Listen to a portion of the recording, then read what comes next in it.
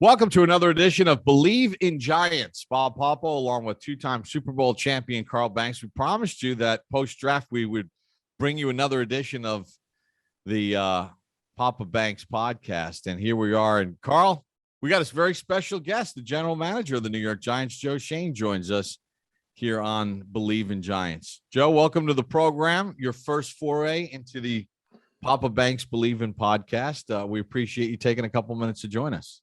No, thanks for having me. I'm happy to be here and look forward to visiting with y'all. So, Joe, this was your first draft room that you've run. You've been in a lot and you've put together a lot of drafts. How was it to be the leader of that room? Yeah, it was a lot of fun. We had a good plan in place, good process in terms of how we were going to execute on draft day. But it's still typically, I'm leaning over and, whether it was Brandon Beane or Chris Greer or whoever it may have been, throughout the past, sitting next to a general manager, you kind of give your input, what you think we should do. And then, they ultimately make the final decision. So, I leaned on a few of the people in the room, some of the directors, assistant general managers, on some of the decisions, and, just, it's up to you to make that final decision. So that was definitely a little bit different, but we were prepared and, feel like we did a good job. So did you have that night before, play it out in your head how this could go? And was there at any point where you said, I hope I don't screw this up? Like if I'm faced with this choice at 5 and it's 2 or 3 guys, you're like, I can't screw this up. Yeah, absolutely. Absolutely. And I never sleep on draft weekend, starting Wednesday night, leading into Thursday, all the way through Sunday. So I don't sleep as it is. But again, I talked about it, after we drafted that, I had 7 cards or 6 cards and we were kind of going through, a million different scenarios. And, the first pick, we felt good about where we were and what the scenarios would be, knowing that we had 6 players we really liked. If one went that wasn't in our 6, we knew we'd get 2 really good players, regardless of, what positions they were at. As the draft unfolded in that first round and the Jaguars made their pick, and then once Houston made their pick, did you kind of get a sense like, all right, we're in a situation here where this thing is going to play out, where we're going to be able to get, the guys that we really wanted at this point? Because, with the defensive guys going right away and everybody knew your need for offensive line help, everything was kind of unfolding so that, hey, we're going to get some guys that really are going to help us right away. Yeah, when the first 4 picks were all defense and those, there were still some offensive linemen on the board that we liked, we knew it was going to fall, to a favorable situation for us. And then to have a pass rusher there and to be able to take, Thibodeaux and know that there were still, a couple other players that we liked on the board. We were ecstatic. That was that was a scenario we played through. And again, just, the way it played out. And again, it was a unique draft that there really wasn't a consensus number 1 or 2, or that, you just, all these rumors you didn't really know. Typically going into draft day, whether it's a quarterback or a different position, there's a consensus number 1 player in the draft, and you just didn't get that feel this year. So, a lot of rumors out there. You didn't know what was true, what wasn't true. And, the way it ended up playing out was perfect for us. Joe, can you take us through and our listeners through the process of evaluation? And I'm asking this specifically because there was like a roller coaster of emotion of, oh, this guy is rising, this guy is falling, and there's no other games played, combine's over, and you've evaluated all of their games, well, all of the personnel people around the league. But then all of a sudden, like you said, there was no consensus pick. But how does a guy rise and he's not done anything different than what everyone has seen? Or how does a guy fall? Does that just mean they just didn't know there was no consensus pick? Or is there a way a guy can rise on a board without doing anything else? Yeah, that's a great question. And anybody that does that, on our draft board, we try to identify those guys. Anybody that goes up or down more than a round, we make a list, we look at it, we identify, okay, is this the right reason this player is going up or these players are going down? Because there's been no football games. Like you just said, there's no new football. The February meetings before we go to the combine, we try to do exactly what you're talking about. Let's set the board, how we see the players as football players. Like no 40 times, no short shuttles, no verticals, no good workout in shorts and t-shirts. And that's solely based on a football grade because you're in the pads, you got the helmet on. And we try to, get the guys in the right area the best we can in February to avoid potentially making mistakes because the guy ran fast in March, but nobody saw that on the film in October. So to me, you go back to your fall grades and what you saw on film, that weighs more to me than the workouts in the spring. But it definitely happens. I can think of 3 or 4 players over my career that, you start to get the rest of the staff involved, the coaches involved, and their first exposure to the player is 6'5", 260 and ran 4.55. Anybody's not now you see that, you're like, oh, I like this guy already.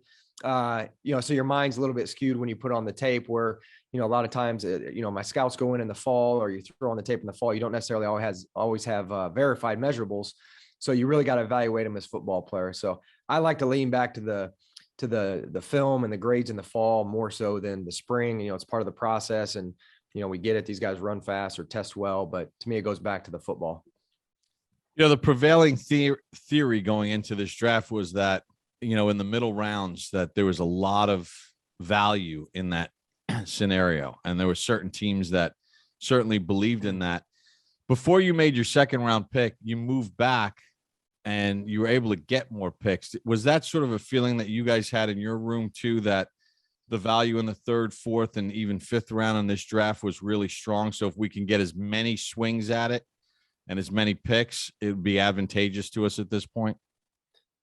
Yeah, Bob, that's a good question. It was kind of at the beginning of the second round, there were still some players we really liked. Where we are roster wise and where we are financially. There was also some guys that we tried to get in the offseason.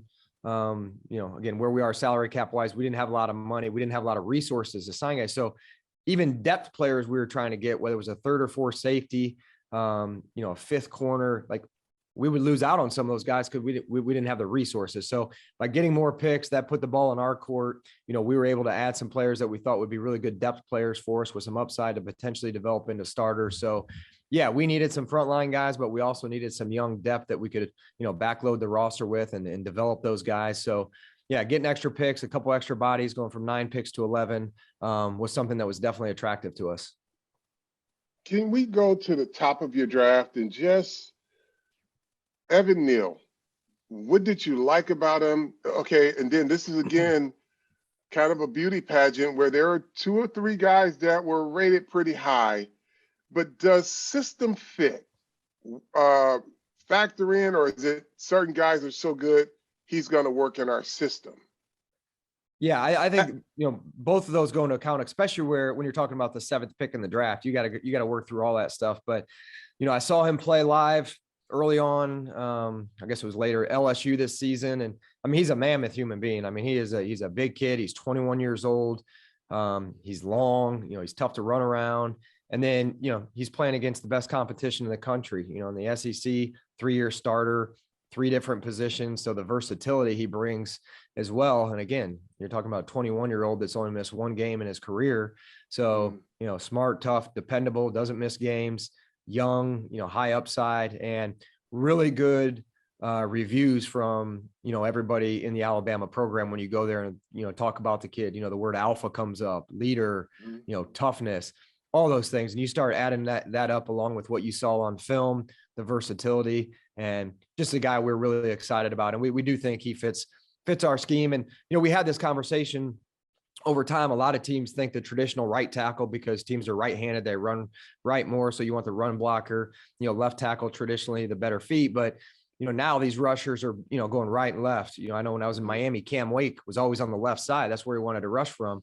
So, your right tackle's got to be able to pass block too. And, Evan's a guy that we could go to last year's film and watch him play right tackle. And some of the other players that were in consideration, maybe didn't have that experience at right tackle. So all that stuff, added up to, a guy that we were really excited about getting.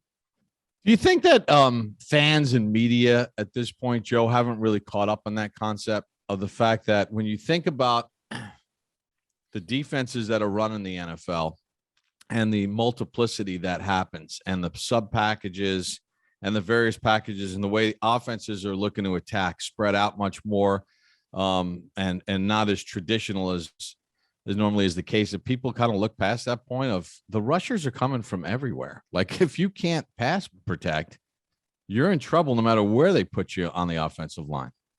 Absolutely. Absolutely. And that's, the scheme part, how many teams, there's only a handful of teams that are probably going to line up and run the ball 25 to 30, times a game. And, you look at the, Indianapolis with Jonathan Taylor, Tennessee, with Derrick Henry, like those teams are going to line up and, you better be ready to play big boy ball in those games. But otherwise teams do, you're paying all these quarterbacks, X amount of money, $45-50 million a year. It's not to turn around and hand the ball off 25 times a game. And a lot of these offensive minded coaches, would rather, throw the ball for 7 to 8 rather than hand off for 2 or 3. So yeah, the ability to pass block, I think the old school traditional mindset of right tackle, left tackle, I think, some people still look at it that way, but to me, you got to be able to pass block. You got to be able to set the width of the pocket.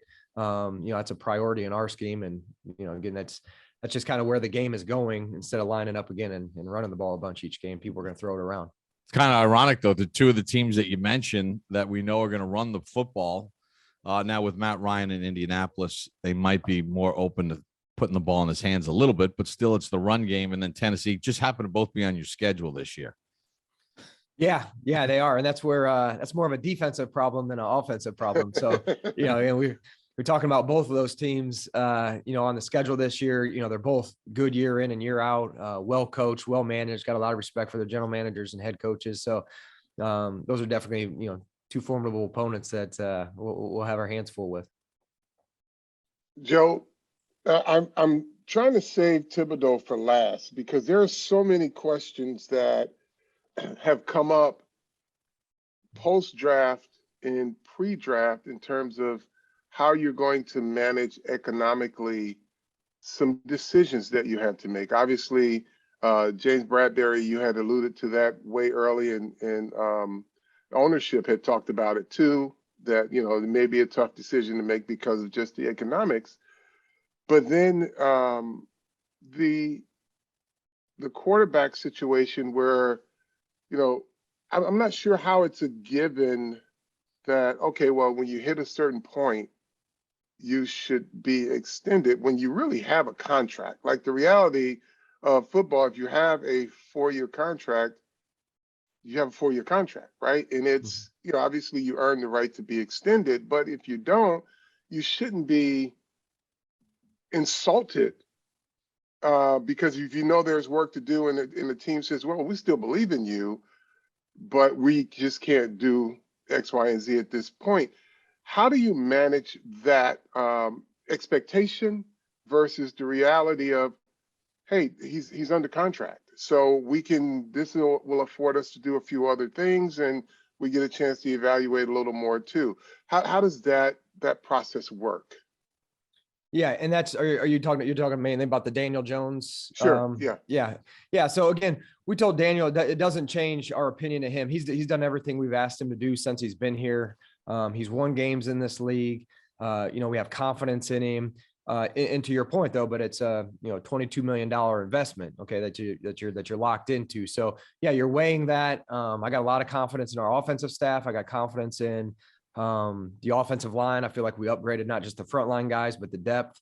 And then, Kenny Galladay, Kadarius Toney, Wan'Dale Robinson, Shep, Barkley, some of the tight ends that we signed. If we're a healthy group, I think we got a formidable group of weapons around Daniel Jones, along with the offensive line, to see the best version of him. So yeah, you're weighing that. Again, he was injured last year. The Giants were a 4-win team. So again, it's weighing the investment versus, risk reward. And hey, we're going to do everything we can so Daniel can put his best foot forward. And, again, we can franchise him a year from now. We can extend him, just there's several options, and, we'll see it play out. And he's not a guy that needs to be motivated or anything like that. The guy's self-motivated. He's here all the time. He's working hard and doing all the right things. So I'm really excited to see what he can do with, our offensive staff, the upgraded offensive line, and some of the weapons around him. Are you a Godfather fan, the movie? Yes, I am a Godfather fan. I've seen it, but. Well, it's the smart move. When there's the war going on between the two underlings, and there's it's the smart move. It's the smart analogy. Business move. Analogy. Yeah, listen, I can't get his rookie season out of my head. I cannot get Daniel Jones rookie year and the things that he did, 24 and 12. The fumble thing was an issue. And I like the fact that, he's going to get an opportunity and his play is going to dictate really what the next move is. And potentially he could hold a hammer. So go have at it, because I'm hoping that happens. Yeah, absolutely. And again, I've seen Thibs before with quarterbacks, young quarterbacks. I was with him in Miami in 2011. So I've seen his work. Kafka's done a really good job. Shea Tierney, our quarterback coach. So just let Daniel be himself. Go let it rip. Don't worry about making mistakes. It's going to happen with the position. But if you do, just turn the page. Let's go to the next play and keep balling. But just play loose. Again, don't. Hopefully, he doesn't feel the pressure. And again, we do a really good job, and Dayball's done a really good job in Kafka of what do we have? What are the pieces? Now let's shape the offense around the pieces versus, trying to force an offense on the pieces that maybe don't fit. So the offense is always going to be evolving based on the pieces that are available. And again, I think that'll benefit everybody on the offense. Joe, the quarterback position is a key decision. It's the key decision-making position on the football field. And I hear a lot from Dave's about, hey, just mentally be free, let it rip, don't be afraid to make a mistake. And yet we live in such a data-driven league right now where everything is evaluated not through the lens of data, but external to your environment in the building. Everything's viewed externally through the eyes of data. Well, he turned the ball over. He's not good at this. He's not good at that. Does that, and you guys do use analytics as a tool, does that shape the evaluation process, let's just say, come contract time, right? For any player, right? But particularly quarterbacks, because it's numbers. Is it wins or is it more than just that? If you're saying, hey, Daniel, don't worry about anything. You make a mistake. Let's just go win a football game. We're going to give you more opportunities. Are those things in the evaluation process, and not just with Daniel, but if you're evaluating any quarterback that you've got to pay, do those things factor in? Yeah, and I think it's easier to do that with somebody in your building like Daniel. I know when I was in Buffalo, I don't know, Josh maybe had 6 interceptions that weren't his fault, but nobody knows that. Somebody outside the building doesn't know, well, his depth, he was at 7 yards instead of 12, or that receiver went out instead of in and Josh threw it out.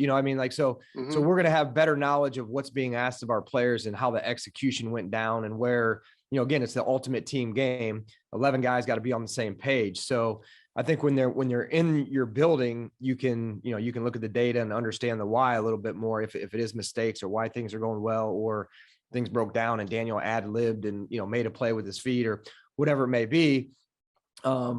Again, when you're evaluating a pro quarterback, that's a little bit harder because maybe you can't call that team and, there's a competitive advantage. They're not going to give you all the accurate information at times.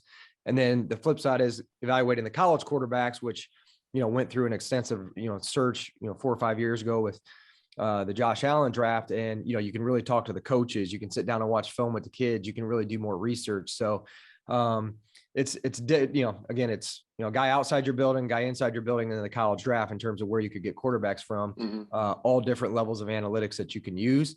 I think it's a tool that you utilize, but it doesn't drive the entire process. Yeah, I kind of call it the Eli Manning factor, based on, the offense that Kevin Gilbride had when the Giants won those 2 Super Bowls. And, it was about taking some chances and pushing it down the field and looking for big plays. Tom Coughlin loved explosive plays, and Eli didn't care, right? And, Eli would throw the ball out of bounds, which hurts your quarterback rating and hurts percentages and all this other stuff. But when you needed him in big spots to make plays, he made plays for you. And so that didn't always translate to numbers. Is that kind of what you're talking about as far as having him in the building and understanding what we're asking of him? And despite what people on the outside may say, we know what he's doing, and he's doing what we need him to do.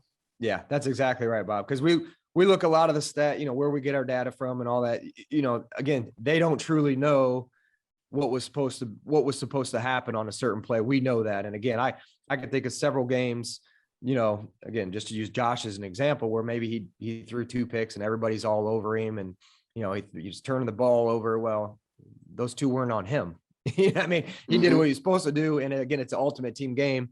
Somebody ran the wrong route, or a ball gets tipped because we missed a twist and the guard didn't pick it up. There's reasons that sometimes these negative plays occur, and not everybody understands the why. So yes, I think again, being in the building with Daniel, having him for this off season, going into the season, we'll be able to get a true evaluation of him. And in true fan fashion, there's always what were they doing with this pick conversation. And the one thing I found out is these people set their boards. They don't have access to the evaluations that you guys have. But Wan'Dale Robinson, everybody's like, what is he doing here? Why? We could have had this guy, we could have had that guy. And then they go look and they discover that he was ranked pretty high amongst SEC receivers at the very top, mind you. And then it's like, oh, I didn't know that, but still, why? So why? Yeah, again, explosive, run after the catch, a generator when the ball's in his hand. You watch some of those quick screens, his ability to separate. He ran, 4.39, on our clock. So, he's explosive. He's got speed. And again, if you look where, Dayball has come from and some of the offensive weapons he's used, and Mike Kafka, the staff was really high on Wan'Dale. And, as a scouting staff, we were as too. Again, we talked a little bit more about the offensive line earlier, and the team spreading out, and it's a space game. And, he's a guy that fit, and he's got versatility. I mean, he played some running back at Nebraska. There's a plan in place for him. So I'll just say that. And coaches clearly define that. And, he's a talented young man that we're excited to work with. Right. And in all honesty, right. I mean, the guy that was drafted in the first round last year, Kadarius Toney, who has a lot of explosive skill sets, but he has to prove to you guys and to everybody that he could stay on the field. So, I mean, what's wrong with having more of a similar skill set? Yeah, and that's a good point, Bob. And that came into it too. If you look at our group too, Slayton's a UFA. Okay, so he's up at the end of the year. Shep's coming off an Achilles. He's up at the end of the year. Toney did. Yeah, he had some injuries last year. So we'll see what that's going to look like this year. Knock on wood. Hopefully he's out there and he's healthy. So again, the playmakers that are going to be available, we had to make sure we had some depth there as well. And again, Wan'Dale, being a durable player, again, with explosiveness, that's something, again, you got to look down the road too. What's the receiver room going to look like 12 months from now? There are some guys that are up that have contracts expiring. And again, a player that our staff was convicted in, we were excited to get him. The process of it wasn't just because he was there. You guys obviously everyone watches SEC football, and most people think that Alabama's wide receiver, and no other wide receiver exists outside of their ecosystem. But then you look, they had a guy who was injured at the end of the year. Not saying that you could pick him, but when teams pick players like that, or they don't, it's because they have medical information and they weigh that versus their ability to be patient, meaning they've got enough and they can wait, versus a team like the Giants who got to rebuild, quite frankly, and they need to get players out there that are going to contribute right away. So the data that you guys get that fans have no idea about as to why, well, you didn't pick this guy and he was there. And the other guy was available, he was healthy, and he was also rated slightly higher than another guy. Yep. That process, the medical data piece of it, people don't know a lot about, but you guys do a lot of that work. That's most important, especially if a guy has been injured often, or a guy that just got injured at the end of the year. Yeah, no, you're absolutely right. And, the team health has been an issue here over the last few years. So, to collect more injured players, obviously Yeah. isn't a priority, but that's part of the data that we collect. We talk about analytics and we always think about catches or completion percentage, but, we also got, different systems in place where we do try to predict, a durability score, like with past injuries, what the injuries are, what our medical team says. Let's look at past data on players that had these issues, and then, let's project how many games they may miss over the first 3 years, or similar players in the past that have had this injury at this position.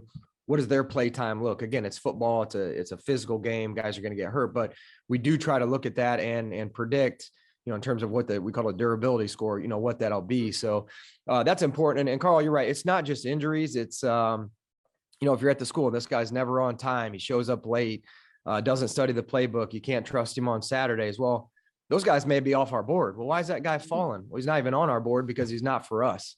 Again, we end up with about 160 guys on the board. So part of it is identification, but it's also elimination.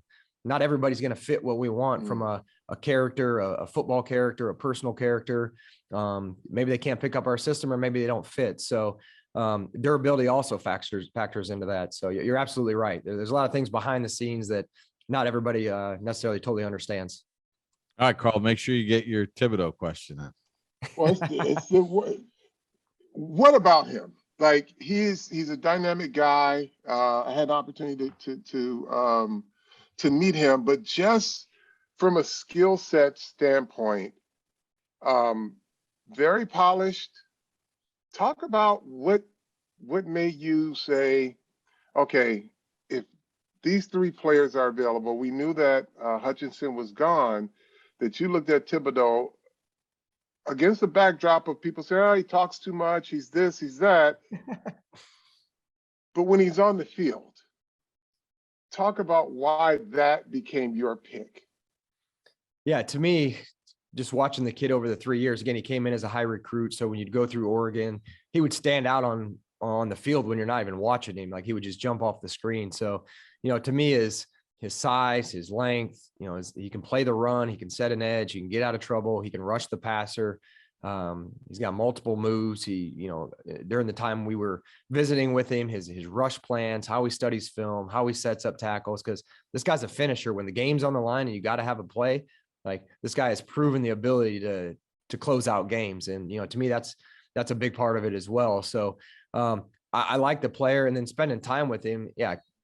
Carl, you said it does, if people say he talks too much, but if that's the only issue, I'm okay with that. You know what I mean? Like, yeah, we scouted a lot of other players that have a lot more serious issues than maybe talking a little bit too much. So really like the personality. The guy's done really good academically from high school to college. We had all of his transcripts. I asked him through the interview process, he got a C in choir, and I'm like, you got all these good grades, and how did you get a C in choir? What happened?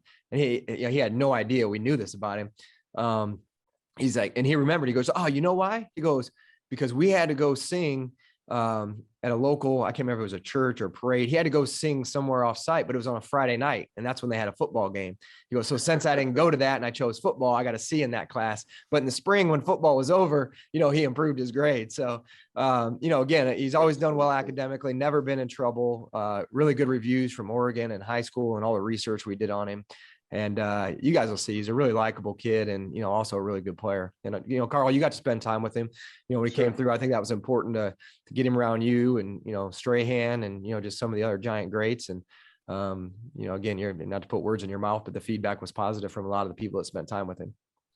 Yeah. And I'm sorry, Bob. And I thought he was dynamic, and I won't share with people what some of the things we talked about, but I just felt that he checked a lot of boxes in terms of, like, whatever you think of him as a football player, and that's well documented. But when you get in a room and you have a conversation with him, it's not like he's putting on a show. It's just who he is. And he's got a lot of things figured out. He's curious about a lot of other things, but football is very important to him, and being good at football is very important to him. Yeah. And curious is that's a good way to put it, Carl. Cause I, again, I'd spent a lot of time with him at a dinner, at the combine, all these, different opportunities to visit with him, but there was a lot of people around. So I got on Zoom with him, just him and I, one-on-one, 30 to 45 minutes, the week before the draft. And Curious is right. He put on his Mel Kiper hat, and he's peppering me about guys in the draft. And, what do I think about this, or how's it, just very curious and asked a lot of questions. And it was a really good conversation. And, again, I just enjoyed my time being around him. Joe, obviously, when you took over the job, you knew that the salary cap situation was going to be what it was. There's no way around it. And you were pretty adamant about really not kicking the can down the road. And the Bradberry situation was kind of hanging over the entire time. And obviously a trade of some sort never materialized. Was there any thought process to kicking that can down the road, or was that something where you just felt financially it was not doable both now and even moving forward? Yeah. I'm naturally, competitive. We all are. And, I think everybody realized that releasing James Bradberry doesn't make the Giants a better team. We're not better today without James Bradberry, but, to keep him, I would have to do what got us in this, the current financial situation that we were in when I got here. And the goal was to, get back to, financial health and salary cap health. So very difficult decision for me. Again, I did think about doing that, but I just thought at the end of the day, what was best for us and, ultimately, best for James. Again, I give his representatives credit. They did the best they could. They were trying to do what was best for their client. We were trying to do what was best for the Giants, and we were both working really hard, to work something out. And at the end of the day, it just didn't work out. But I think, again, Robinson was drafted last year in the 3rd round. We got a Dory, we had Flott, Darnay Holmes. We got some guys that have played some snaps in the game, and, I expect them to step up, and look forward to working with those guys. But yeah, the James Bradberry thing, again, it was a difficult situation. And, again, we just thought at the end of the day, what we did on Monday in terms of releasing him was best for us at the end of the day. So there's another phase to your process before the season starts. We talked to you at the draft, to talk a little bit during the free agency period, but you said something that, a lot of fans should take note of, is that you're still looking until the first game is played, because there's this whole training camp thing now where good players become available. And that process is that's a whole nother evaluation or another phase of your team building, right?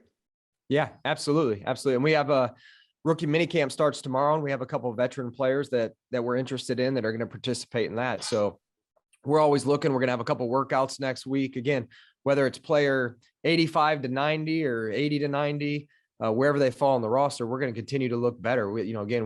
I tell my guys all the time, we don't want camp guys. We want guys that belong in a 90-man camp and, can at least compete for a practice squad spot if they don't make the 53. So we're always going to continue to look to add depth and competition across the board, 365 days a year.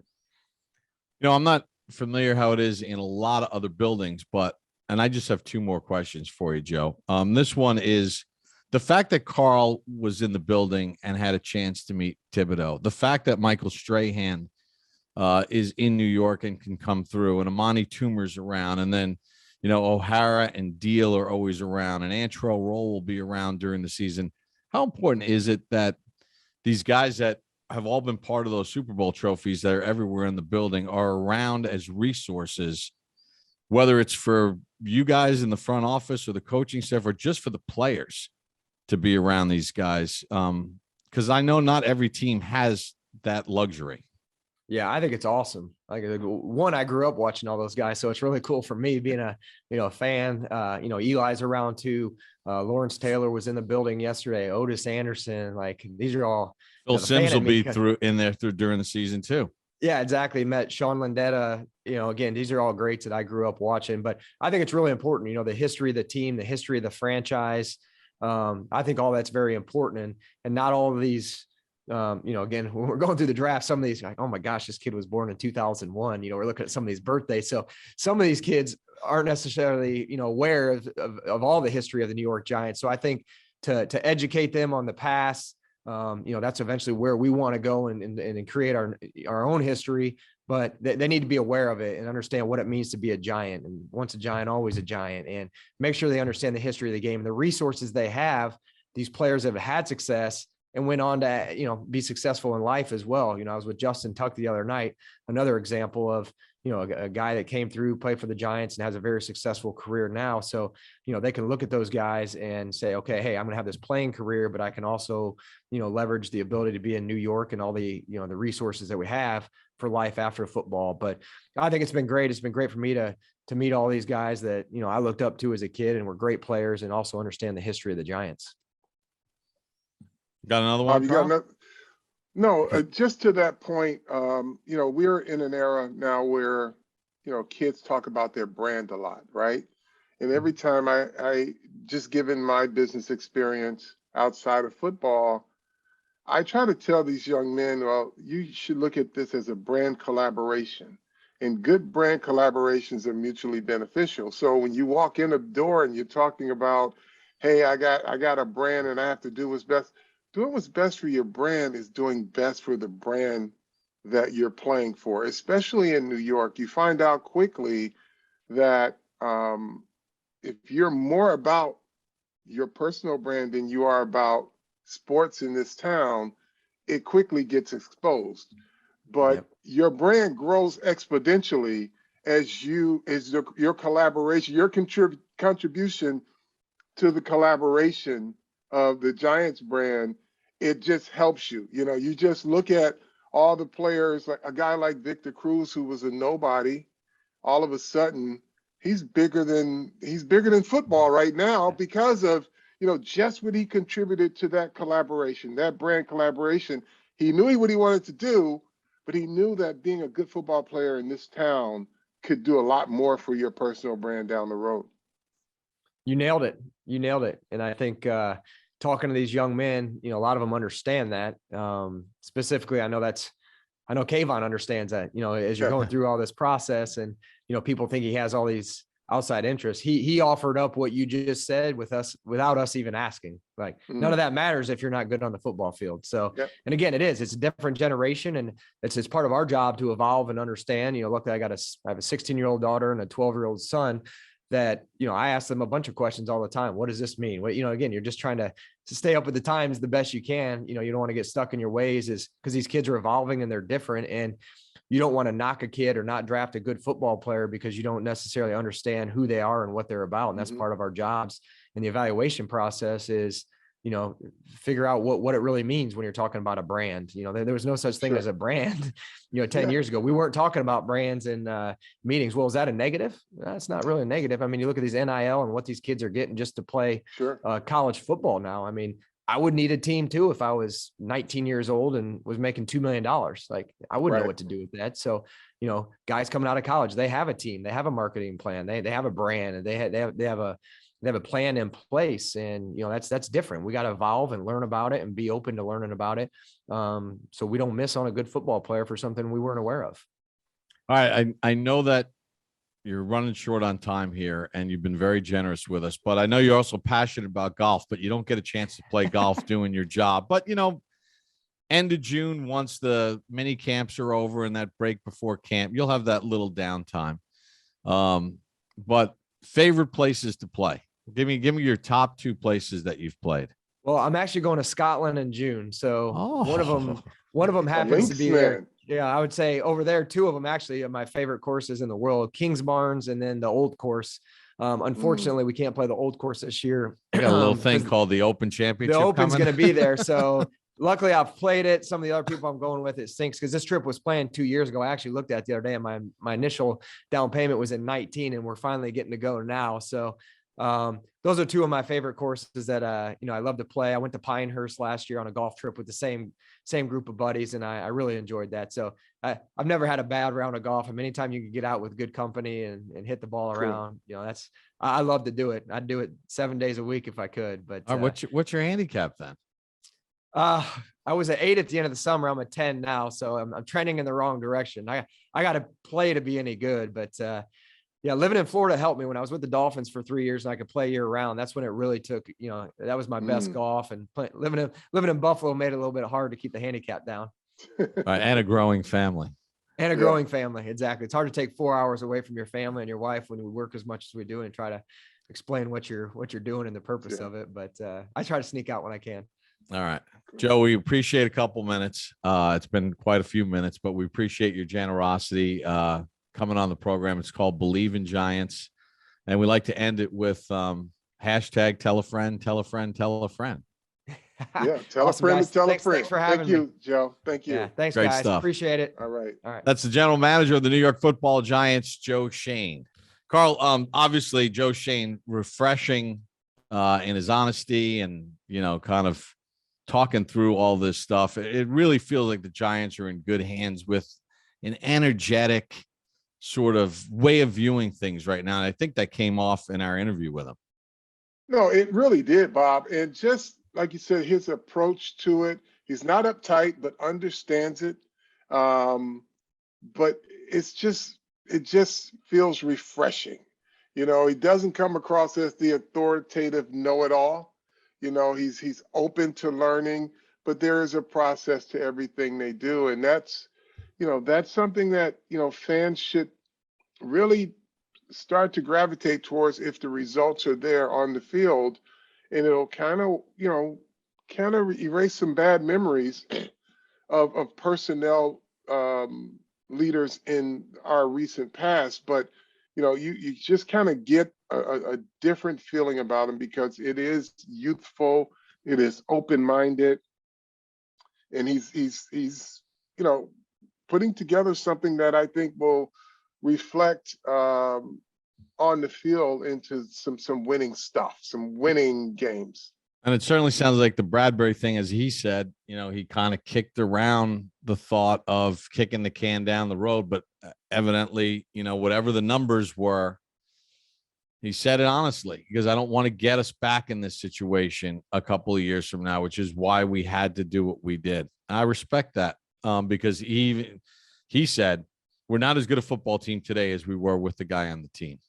But in the overall health of the organization, we can't keep getting into this situation every couple of years. And the thing is also, you can't get yourself in a position to where you're saying, well, we're going to have more money because the new TV deal is going to kick in. And that's like spending money you don't have to try to keep, a roster intact. So he's a realist. He's dealing with today, not, 12 months from now, Right. And the bottom line is, too, what happens if Daniel Jones blossoms under Dable and then they got to franchise him or create a long-term deal with him? Second contracts for quarterbacks are a lot of money. What if Dexter Lawrence has a breakout year? They picked up his fifth-year option. So there's all these other things that come into play here that, I guess, he's got to be prepared for, and not kicking the can down the road was important. All right. Anything else off your chest, or you feel good? I feel good, man. Just tell a friend to tell a friend. Tell a friend to tell a friend. Believe in Giants. Bob Papa, Carl Banks. We'll see you again down the road, but make sure you tell a friend about this Joe Schoen interview.